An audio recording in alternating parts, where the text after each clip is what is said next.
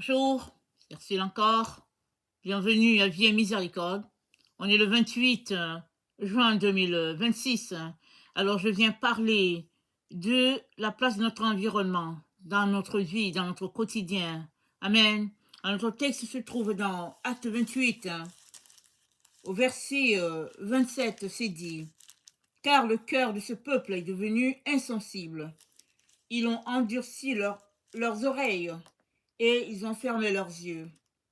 De peur qu'ils ne voient de leurs yeux, qu'ils n'entendent de leurs oreilles, qu'ils ne comprennent de leur cœur, qu'ils ne se convertissent et que je ne les guérisse. » Amen. Donc voilà un peu le texte, c'était prophétisé dans l'Ancien Testament. Ça a été cité par le frère Paul. Et aujourd'hui, nous voici 21 siècles plus tard dans la même situation par laquelle est passée, n'est-ce pas, la première Église.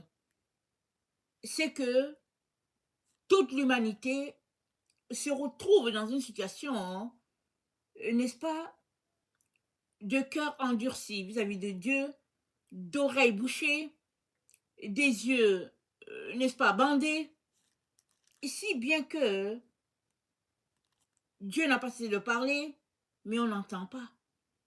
Dieu n'a pas cessé de nous envoyer des clignotants, mais on ne voit pas.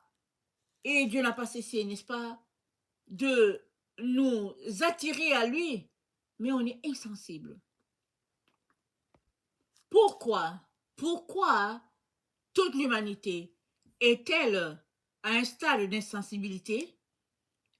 C'est que, n'est-ce pas, nous nous sommes détournés de Dieu, de ce qui a, de ce qui a été établi à l'origine, dû au fait que on a peut-être subi des choses, peut-être que la pression, peut-être aussi c'est l'état du cœur humain qui s'est tout simplement rebellé contre son créateur, aspirant à d'autres choses, porté dans une situation d'illusion, par exemple, refutant ou rejetant que c'est Dieu qui nous a créés, mais cherchant, par exemple, que l'être humain est sorti d'une situation, exemple d'un Big Bang, et voilà où on est en train de croire très très souvent à des contes, à tout simplement de l'illusion. Et Dieu vient aujourd'hui nous intéresser à retourner à l'essentiel. Parce que cet essentiel, il l'a placé dans notre cœur dès l'origine, dès qu'il nous a créés. Nous sommes tissés en lui et nous sommes tissés de lui. C'est-à-dire, si nous existons, c'est parce que nous avons été tissés à partir d'une première matière, et cette première matière, n'est-ce pas, nous savons que ça vient d'Adam, et Adam a été connecté directement à Dieu. Adam a été façonné par Dieu, il a été créé par Dieu lui-même. Si bien que on ne peut pas ignorer notre divinité, même si tout autour de nous nous montre que la chose à faire, c'est d'ignorer Dieu. Amen. La chose à faire, c'est d'ignorer Dieu. Et le texte dit, le cœur de ce peuple est devenu insensible.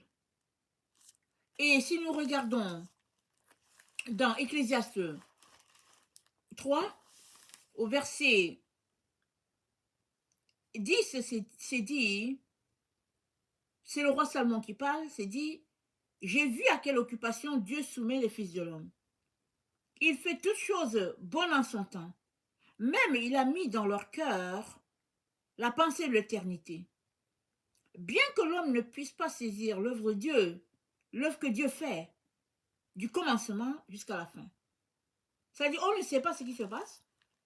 On est juste là, pris, dans une situation quelconque, exemple. On ne sait pas dans quelle direction va le vent, mais la pensée de l'éternité on ne peut pas l'ignorer. Dieu l'a mis en nous. Veux pas.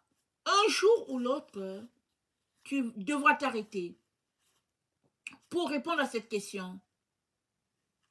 Où vas-tu passer ton éternité? Et si tu dis que tout va bien pour toi et que tu ne t'es jamais arrêté sur cette question, viens un jour quand même où tu vas t'arrêter.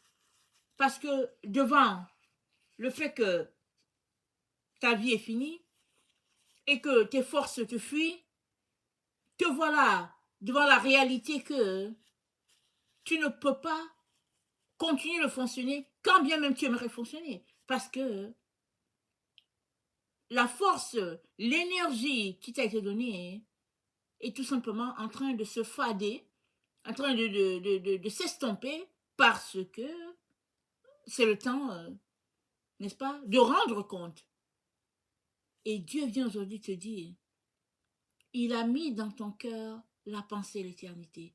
Il suffit de regarder autour de toi pour réaliser que cette création, elle est trop belle pour que ça vienne de nulle part.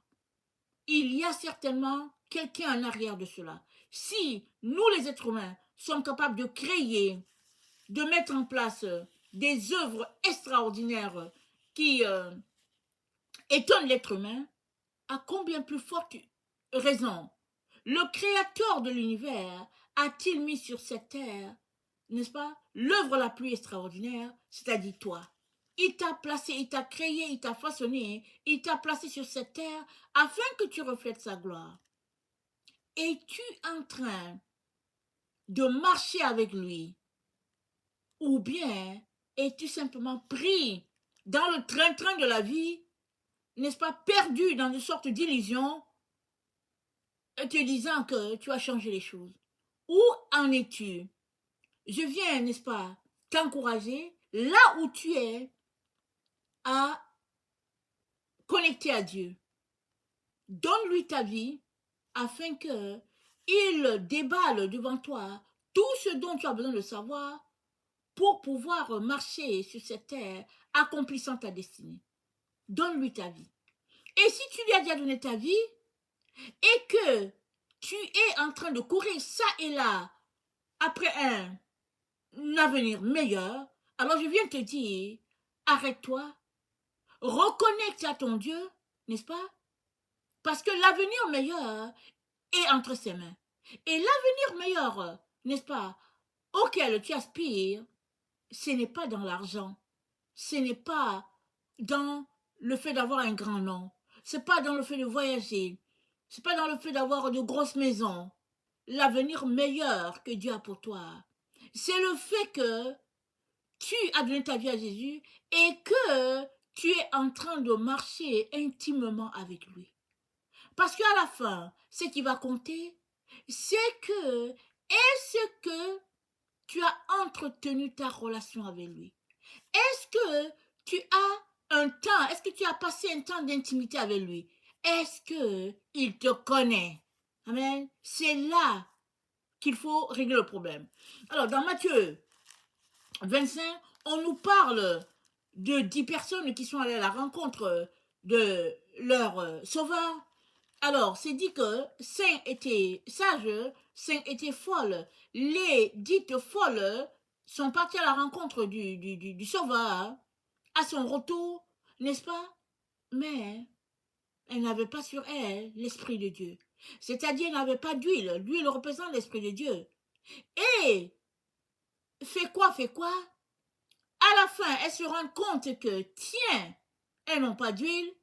Leurs amis leur disent, allez-y, en acheter chez les vendeurs.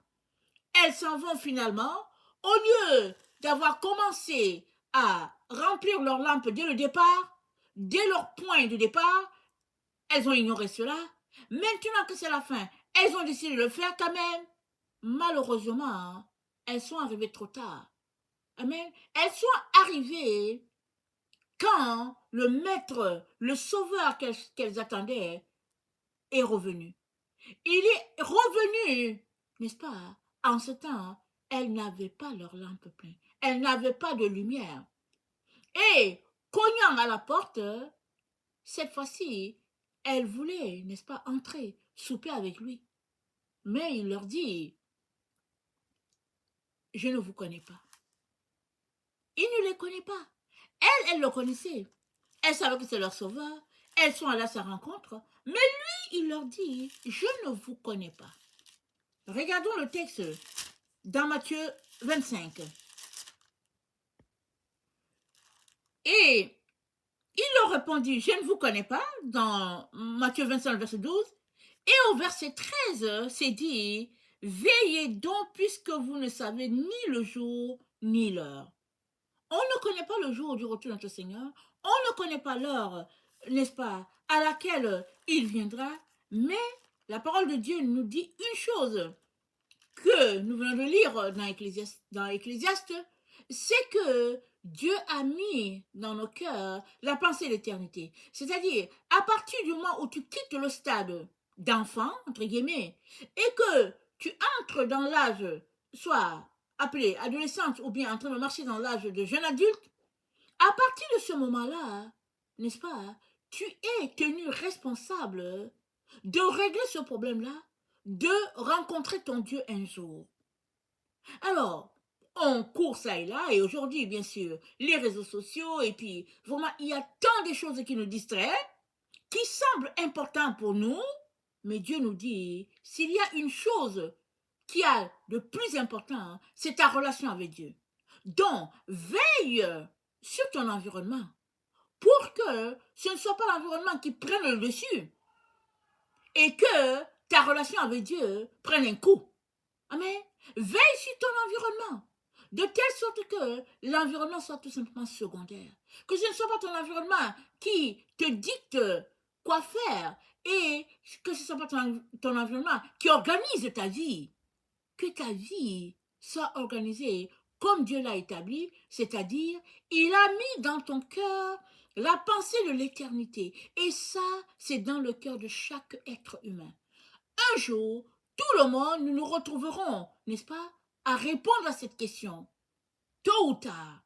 Alors, ma prière est que ce soir, tôt, c'est-à-dire pendant que nous sommes sur cette terre, et que nous avons l'énergie pour, n'est-ce pas, nous mouvoir, pour vaquer à nos occupations, réglons ce problème-là d'éternité. Amen.